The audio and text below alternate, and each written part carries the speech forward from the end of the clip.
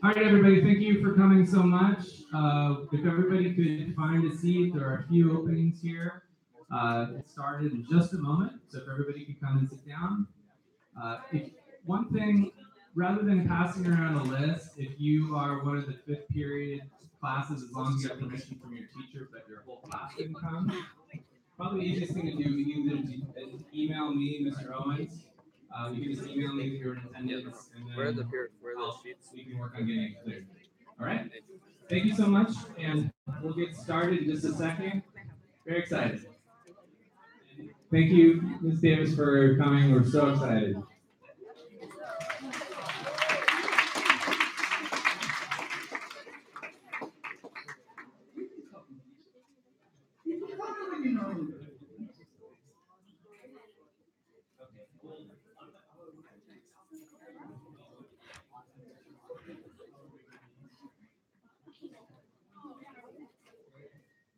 You all good? Yeah? So, hello. My name is Saul Starr. Today is my ICL presentation on various topics, but we're mostly just going to ask Angela questions. So I invited a living legend as my special guest speaker, Professor Angela Davis. So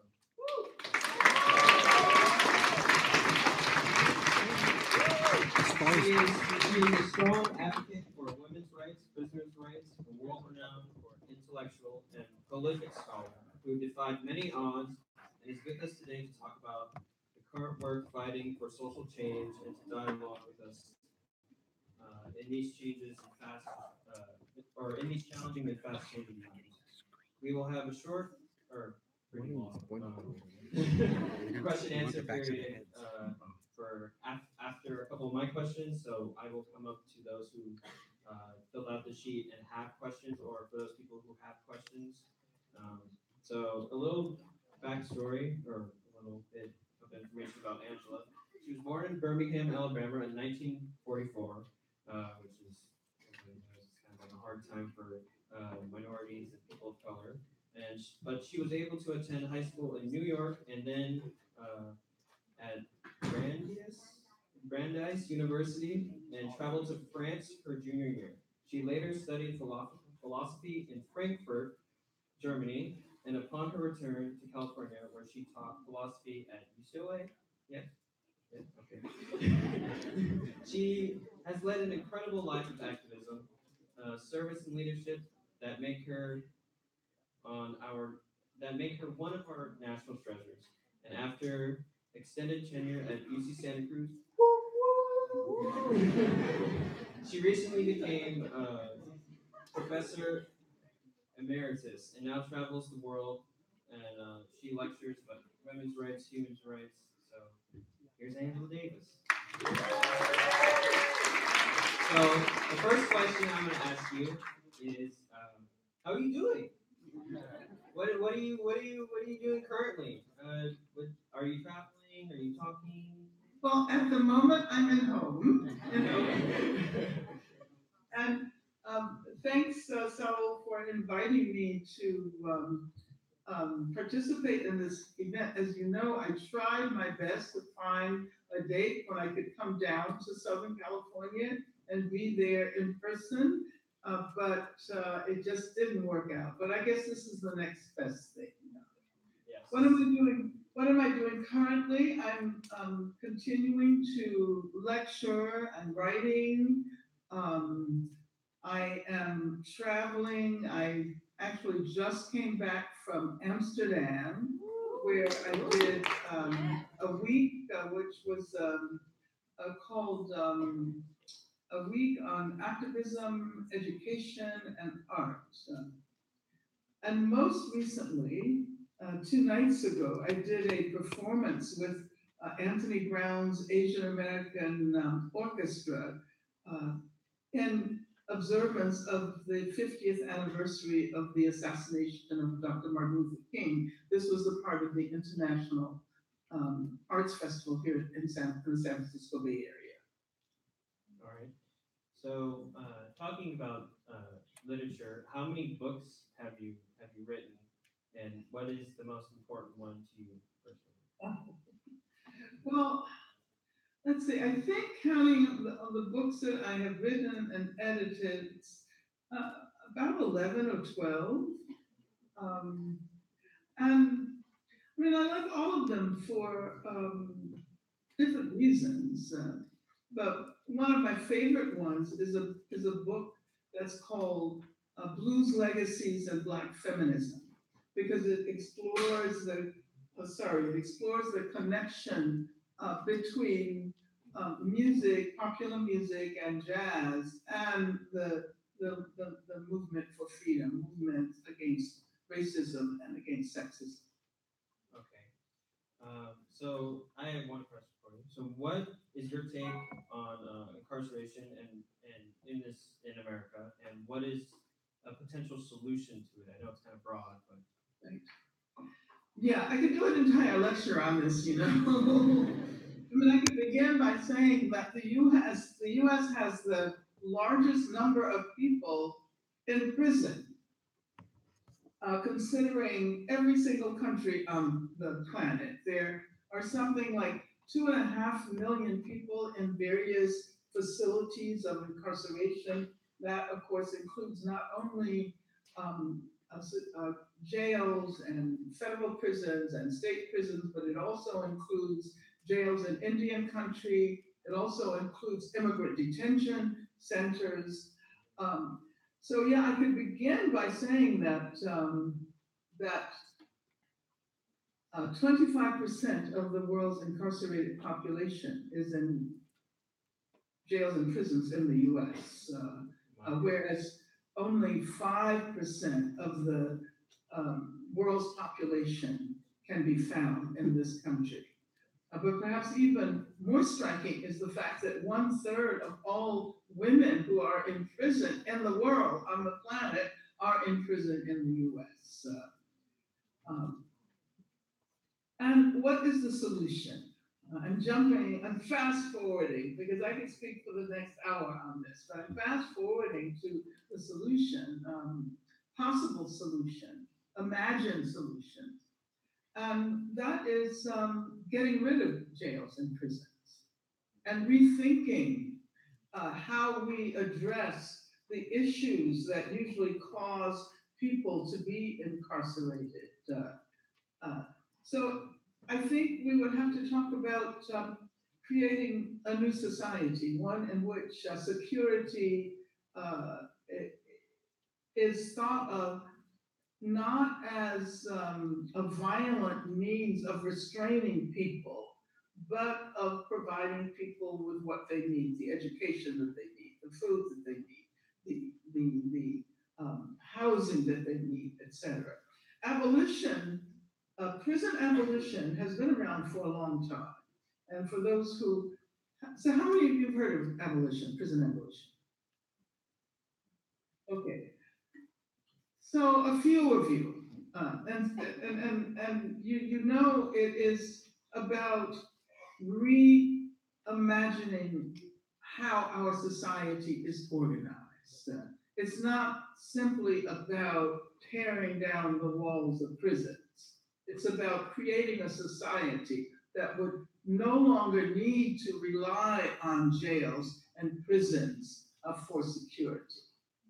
And that I mention abolition because most people think reform. They immediately think reform. How many of you have ever heard of prison reform? Everybody, yeah.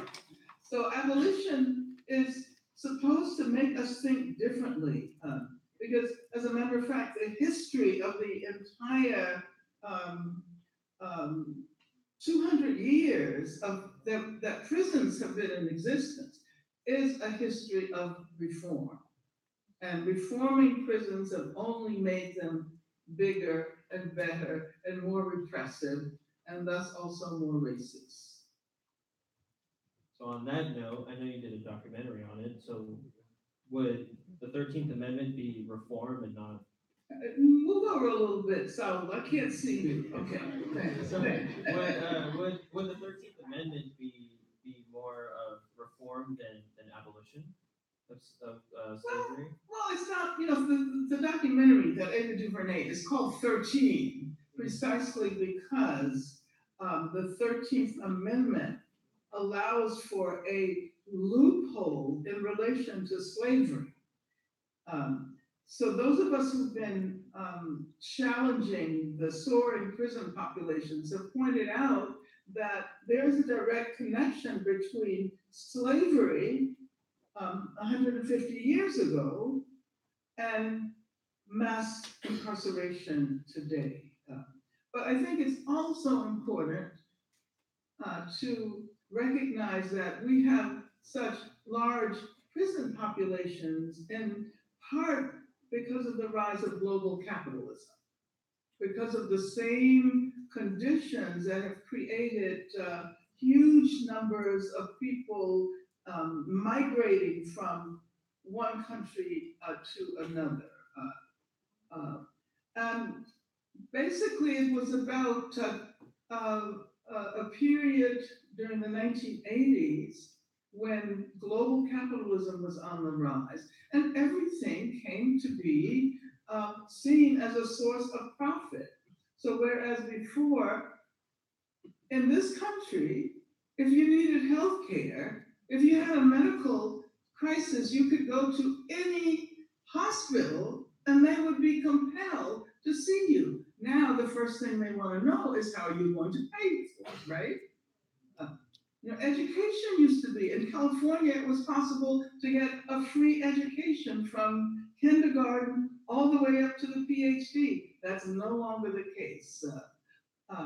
So the period of the 80s when many of these institutions became inaccessible to a lot of people, at the same time, corporations were migrating to other countries, so people lost jobs. So what happens when people lose their jobs and they have no access to education or food or healthcare? They become a superfluous population. And what do you do with that population? They become a surplus population, superfluous and surplus. So how do you address that population? You build new prisons and put people in prison. And then the corporations that are involved in the prison industry profit from the fact that there's so many people behind bars. I mean, I'm actually abbreviating a lot of this, but is this clear? I Yes, just yes. know that, okay. So since our country has so many problems with mass incarceration, just other problems in general, what country do you think we can learn from? What country do you think is doing the right things and taking the right steps to a better future? Well, there are a lot of countries we can actually learn from. I don't think there is any place in the world, any country in the world, which has managed to solve all of its social problems. But we can learn from countries that have attempted to minimize incarceration. I just came back from the Netherlands less than a week ago, and they are transforming some of their prisons into institutions that will, that will allow people to have access to art and recreation. Um, so the the point is that decarceration. So those countries that place an emphasis on decarceration rather than incarceration, that is to say, to guarantee that the numbers of people behind bars goes down. We can learn from them. I mean, it's true in the Scandinavian countries. Unfortunately, in many other countries in the world, the numbers of people behind bars are rising. And US based private prison corporations are benefiting from that. Um, More generally, I think we can learn from countries like Cuba. Cuba has one of the best systems of medical care in the world. And It's free. It's free. We can learn from Cuba in the sense that education doesn't cost anything. It's not a commodity. So I think that we can especially learn from those countries that have decided to make services available to people by virtue of the fact that they're alive, and not considering whether or not they can pay for it. Now that's socialism, I guess I should say.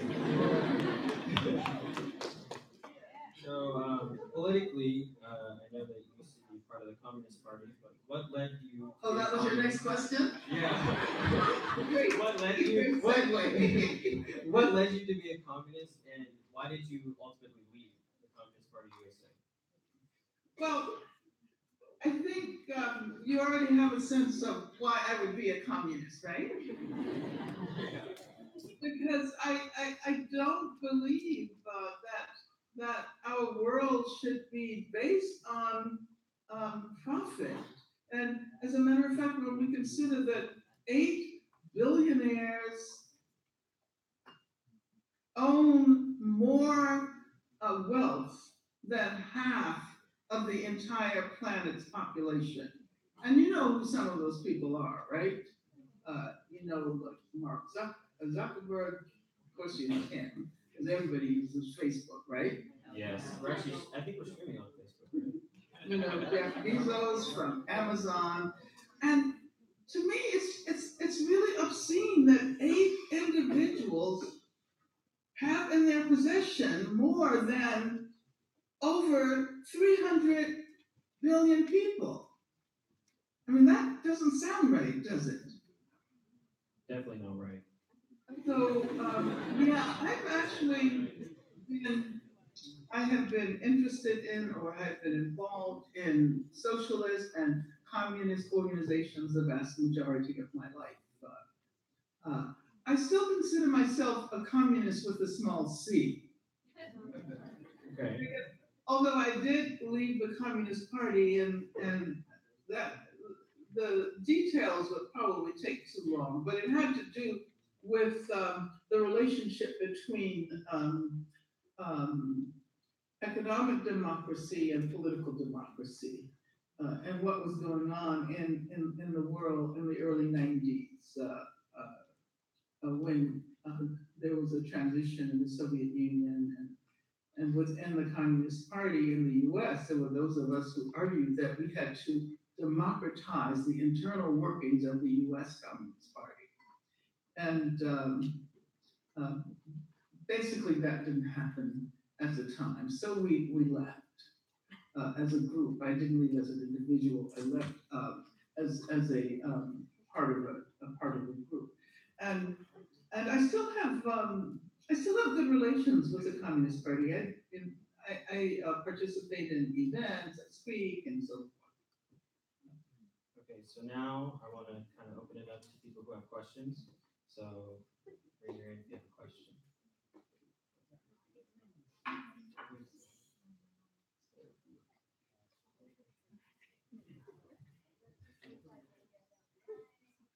Hello, hello, Angela Davis. I was wondering. Some order Oh, bit board? because I really can't see you. Okay, yeah, that's good. Perfect, perfect. So I was very curious about your connections in history with the Jim Jones and People's Temple Okay, because I read your messages that you gave to them, and I was unsure on your stance with viewing them.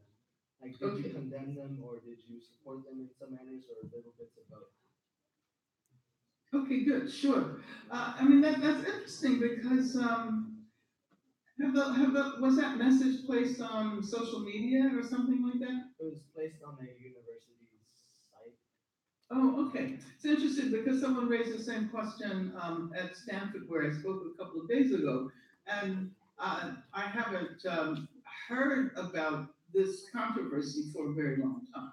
But I'm happy to tell you the story so you know from my perspective what happened. Um, I was not so much a supporter of Jim Jones and the People's Temple as the beneficiary of some of the work that they did. I was involved at that time in a campaign to free a political prisoner by the name of Reverend Ben Chavis and the Wilmington 10. And so People's Temple joined in that campaign and raised money and got signatures. I was totally unfamiliar with the internal workings of the organization. As a matter of fact, I was quite shocked when a minister and the members of this congregation so readily participated in this campaign. But I thought it was a good thing. Uh, so when they went to Guyana, which is where the terrible tragedy happened, Jim Jones' wife called me and asked if I would speak over the amplification system to the people who were there. And I basically thanked them for the work that they had done to free Reverend Menchavis and the Wilmington 10 and around a number of other political prisoners. But I had absolutely no idea what was happening. I learned about the nature of the organization after that. And I can tell you that Glide Memorial Church, Reverend Cecil Williams, had a relationship. There were a number of prominent San Francisco figures who had a relationship with Jim Jones. But I have certainly condemned of what happened, and I participated in the memorials, and I have visited the memorial site of people who died in Guyana. So I don't know, does that answer your question? Okay, well, thank you for asking it. Hello, Mr. English. My name is Merha, and I really admire all the work that you've done as a young person, and you were so brave. And I just want to know any advice that you have for us, or like, what is the responsibility of our generation now? Well, it seems to me that young people always drive revolutionary struggles forward. The impulse always comes from younger generations. And I think that at this particular historical conjuncture, especially here in the US, when people all over the world just cannot imagine how it is that someone like the person who is currently the president could be elected. I mean, I travel to other countries and people look at me in this very, very puzzled way and say, how did you allow that to happen? Well, I think that the movements that have emerged over the last period are really important, and all of them are youth movements. Whether we're talking about the Black Lives Matter, whether we're talking about the immigrant rights movement, whether we're talking about the movement of young people who have stood up against gun violence and are calling for radical changes to gun regulations in this country. Whether we're talking about women who are standing up and are saying no to sexual harassment and gender violence. All of these movements are movements that reveal the impulse of young people.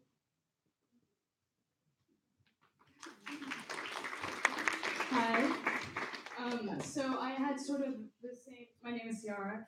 I had sort of the same question as her: is how do I, as a young woman, sort of keep my beliefs strong and actively fight for what I believe in, despite being younger and seen as younger, or being a woman and having my voice lessened. I think it's very important to build communities, to become a part of of organizations and communities. And I say this because we are encouraged to think of ourselves primarily as individuals. Uh, and this has to do with capitalism. This has to do with the way in which capitalism, represents human beings. But all of us are who we are in the very first place because of the communities of which we are part. Whether we're talking about families or churches or political organizations. And so I think that my first advice would be to build strong communities and imagine oneself first and foremost as a part of that community. So that if you are, for example, the target of repression, as I was many years ago, you don't have to face your adversary alone. You have all of your um, comrades and colleagues and friends and co-workers in the movement. That is what has allowed me to remain active for many, many, many years. And that is what saved my life when I was at one point facing the death penalty 3 times here in the state of California. And so good luck. And I think I can feel a lot of really amazing energy in the room. So good luck to you as you move forward.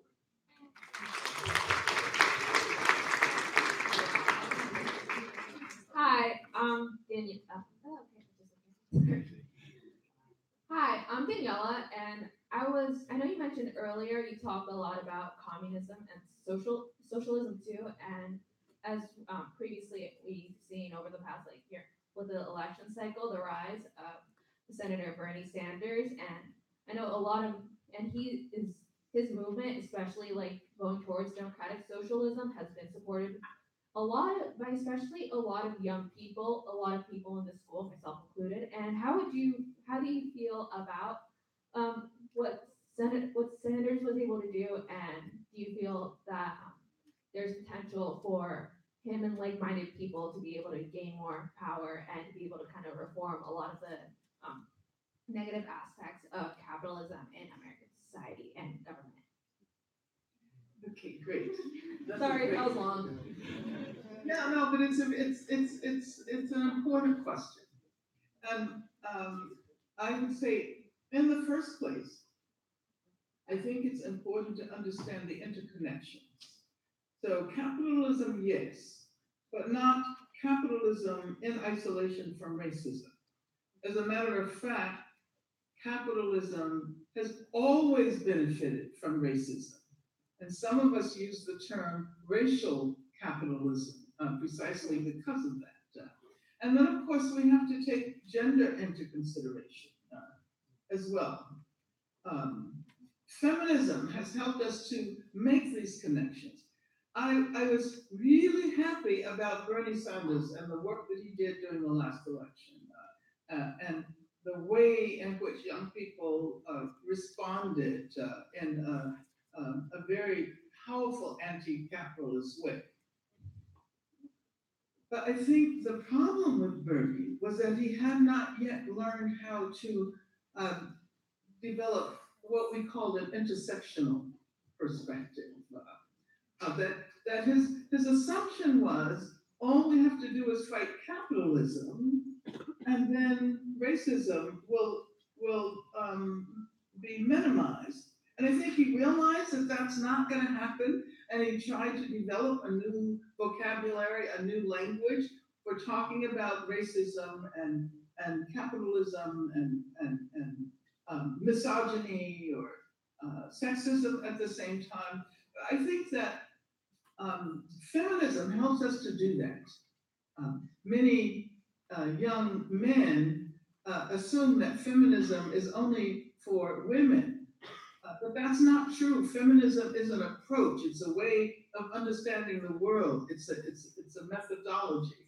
So I think we need to not only say no to capitalism, but we have to understand the role that racism plays, heteropatriarchy, and I use that term to be able to talk not only about the ways in which gender has been used, but also sexuality and gender in a broader sense, because the trans movement has helped to generate a very important consciousness during this period. Thank you. Intersectionality is essentially the key. I think so. I think so. Yes, to be able to understand connections and not think in isolated ways. Because you see, you can use the concept women,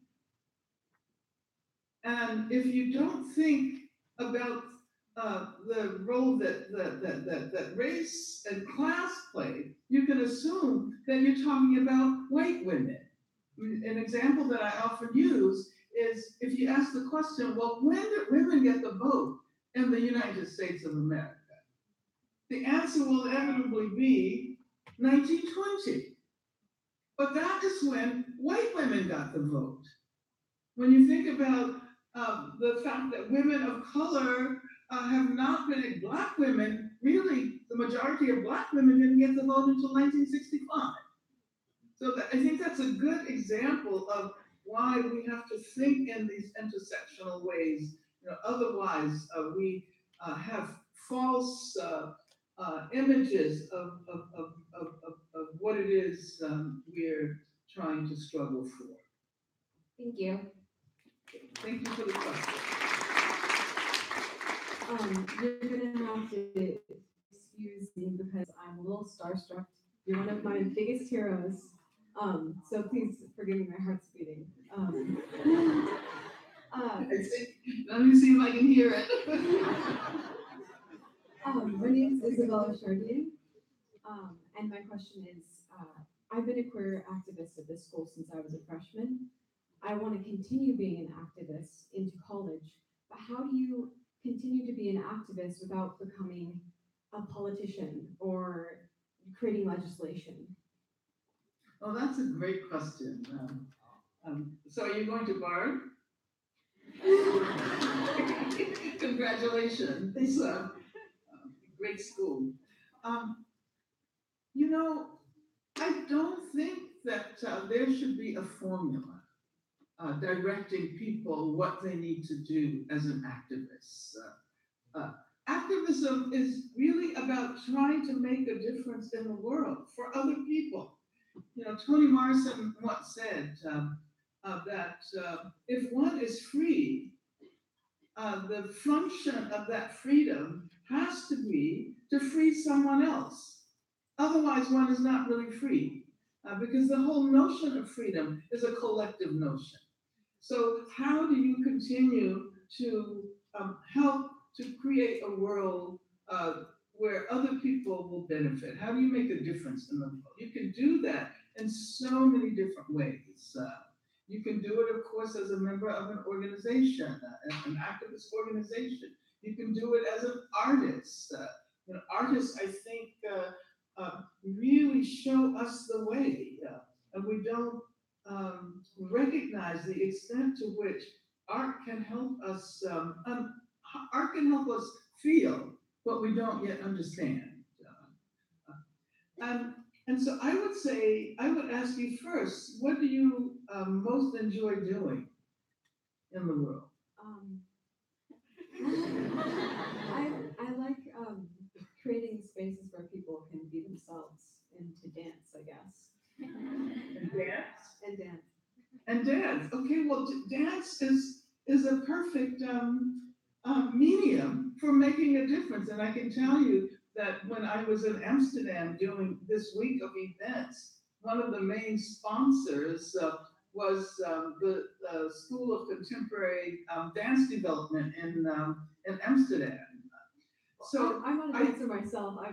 I just like to, I like to, we do like tolerance parties where all like the queer kids can come and they can be themselves. I guess I'm not gonna, like I'm. Well, that's a great thing. I mean, the only point that I'm trying to make Yeah. is that, I don't, in order to be an activist who will, have a protracted, trajectory into the future. That is to say, in order to have a long life in this work, it's important to do something that you enjoy, something that gives you pleasure as well. And so, how can I make a difference, especially when it comes to homophobia or transphobia, and there are various interconnections with racism and classism. I might do it through my writing. I might, I might do it. I might really love being an organizer, so I do it through the work that I do organizing other people. Uh, but I might make a film, and then that will change people's minds. You see what I'm saying? You have to think capaciously. I think not just about the narrow world of electoral politics. The political world is much, much larger than the Democratic Party and the Republican Party, or even a third party. It's about power relations in the world in general, and um, and so yeah, don't allow anybody to make you do something that you don't enjoy doing, because you can enjoy making a difference in the world.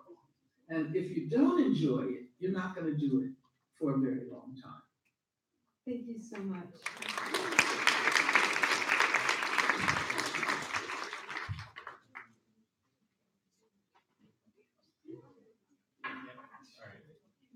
Hi, I'm Lucky, and I was just wondering, and I know you've been through like things that we can't even imagine, and like I know you've been at like low places, and how through your trials and like tribulations and stuff, what was it that made it so that you kept going when you felt like the whole world was like against you?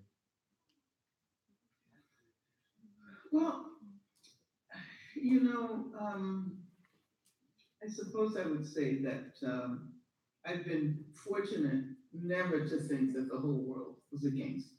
And I'm going to return to that question of creating communities and being a part of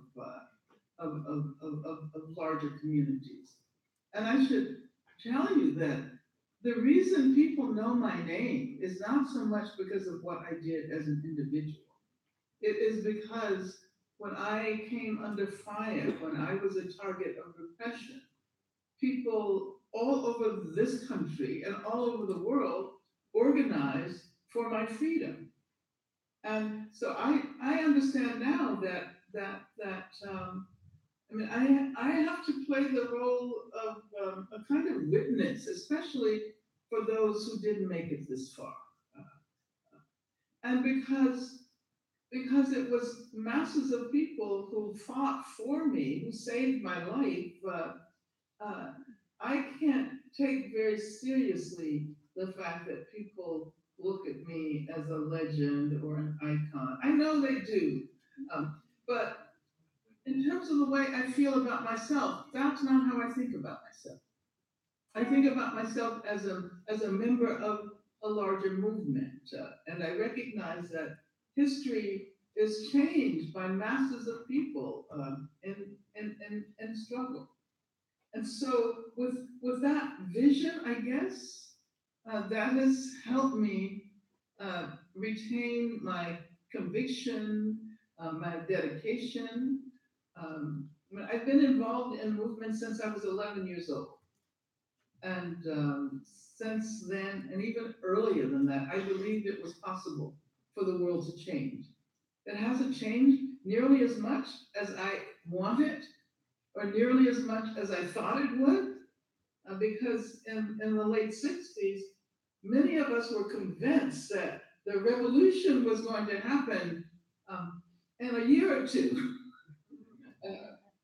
And that revolution didn't necessarily happen, but people changed.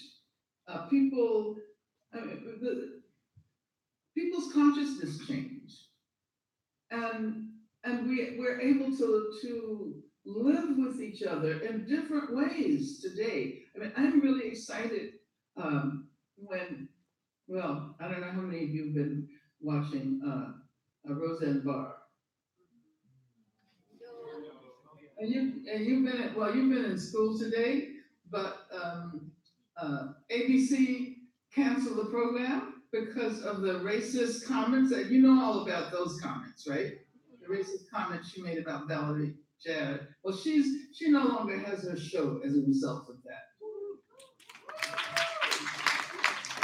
You know, so the fact that there is such an intense consciousness at this moment about racism and sexism and transphobia, homophobia, is a result of people like yourselves, like all of us, affiliating themselves with mass movements. I believe that that's the only way history ever really changes. Historical changes happen because of masses of people in struggle. And then, you know, other things that I did. I always point out that when I was in jail, I learned how to practice yoga. Even though, you know, in those days there were no yoga mats. Oh yes, this was before the yoga industry. And so I learned how to do things to take care of myself. And I think we have to do that today, but it has to be more collective. For me, it was more of an individual practice, but now I'm trying to think about, you know, what it means for us all to engage together in spiritual practices as well. Thank you. Hi, I'm Baxter. I just admire all you've done and all the great political activism you've done for so many years, and you have a great legacy and history of doing it in various groups. And I've done some of it myself. I'm a member of the DSA in Los Angeles. Nice. I was just wondering, similar to questions people have asked prior to me, but what advice would you have to activists of our generation in the future, and also what specific groups in today's world would you think are worth working with? Okay, wow, that's a big question. Certainly the DSA is doing a great job. I'm glad you're a member of the DSA.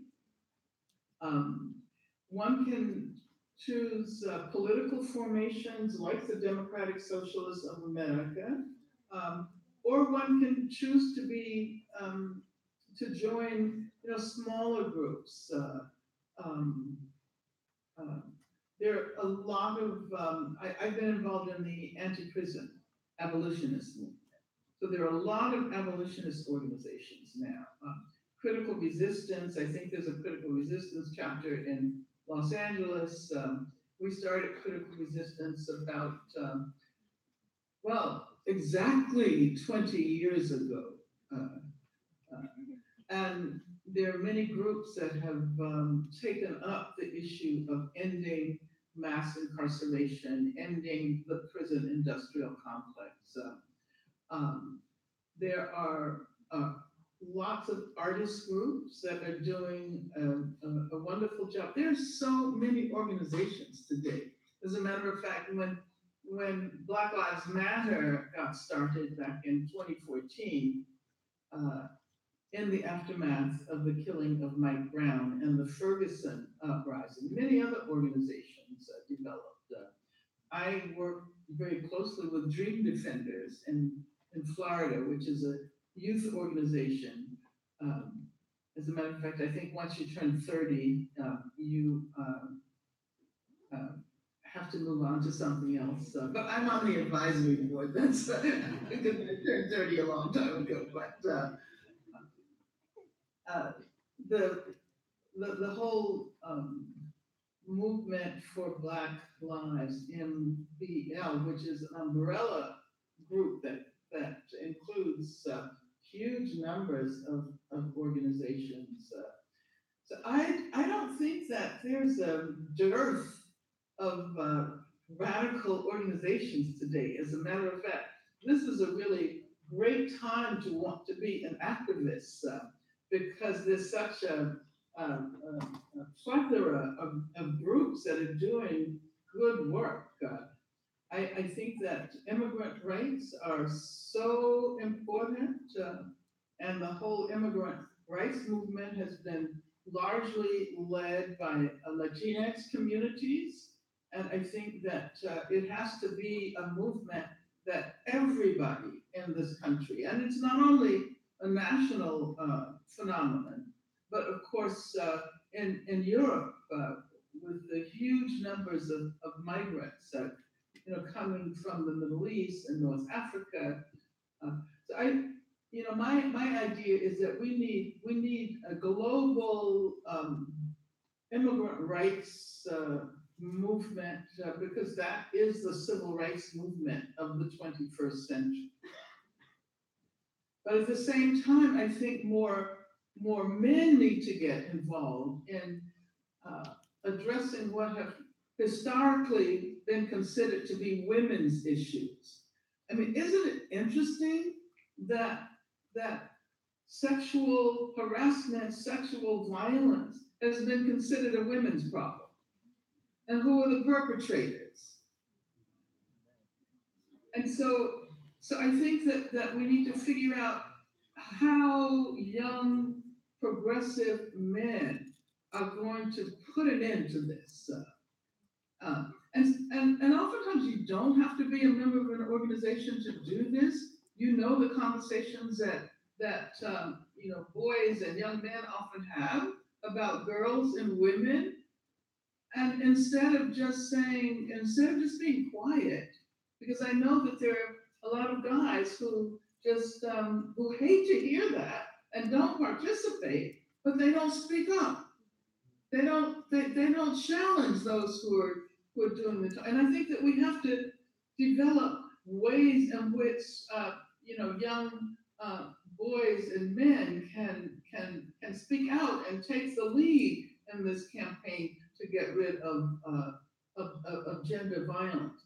And we also have to recognize that trans women, especially Black and Latinx trans women, are the most likely people to be targeted by all kinds of violence. So that looking at the issue of trans violence against trans women can really help us to understand the larger picture. So these are just a few ideas.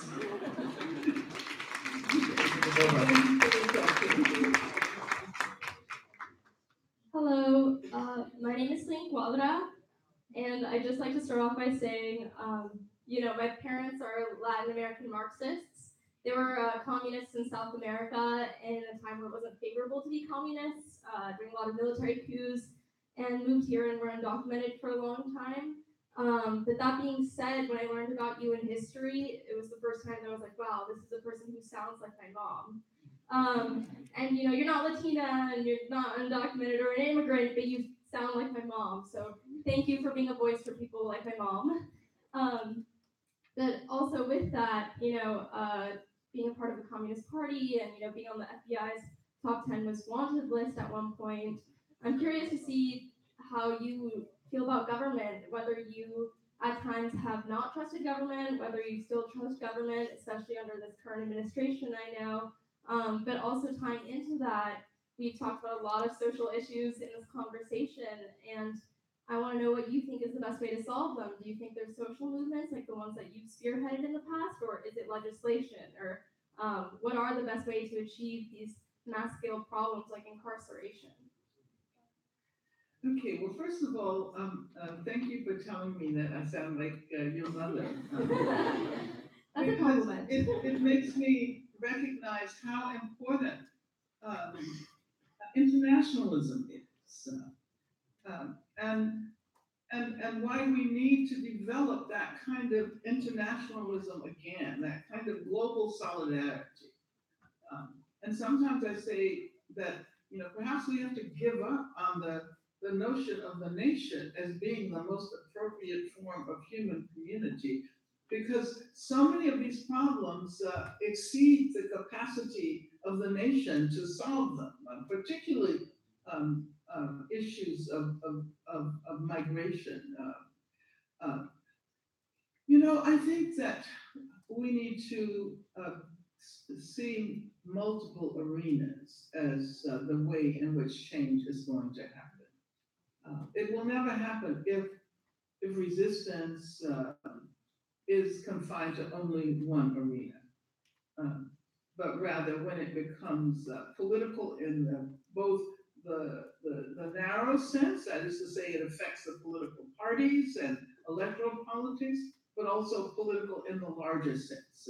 That means it begins to be taken up by people everywhere, regardless of whether they consider themselves political or not, in the realm of culture. And the fact that recently we've seen sports figures, which I think the only other time that we've seen sports figures take such a major stance was in the late 60s. And, we all know the famous image of John Carlos and Tommy Smith at the Mexico City Olympics in 1968.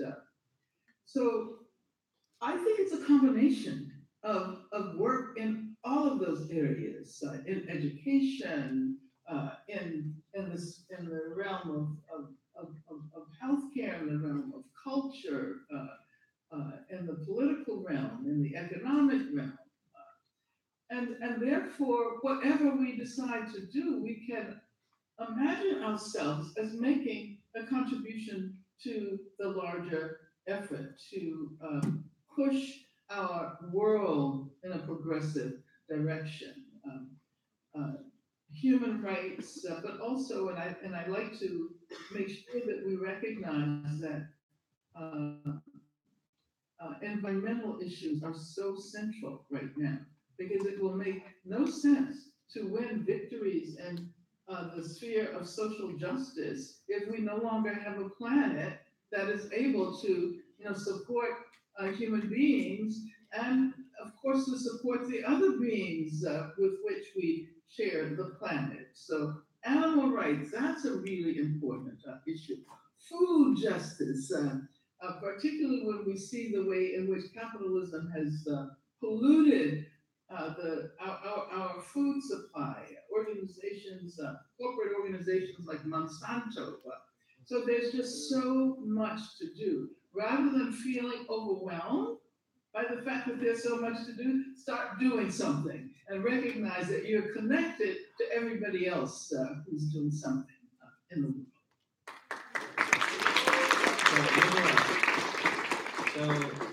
So this period's about to end, so we're kind of out of time. But are you able to stay and talk for a couple more minutes for those people who have questions? Because I know We have 2 more questions out there. I can't see the end of the line. five more questions. Okay, well, can we just do all of the 5 questions? And I can take notes. Can we do, hello? Yeah. I mean, all the 5 questions at one time. Oh. Yeah, some of the students have to leave. Yeah, and the groups that need to leave can leave, but I'll do the rest of the questions. Oh, okay. All right, so if you need to leave, go ahead. Yeah, so if you need to leave. Oh, it's a raffle. Do the raffles. Oh, okay, so hold on, before you guys leave. So there are Angela's books, her autobiography, and so if everybody got a ticket, we're gonna hold on to those, because I'm gonna do a raffle right now. We'll give them, people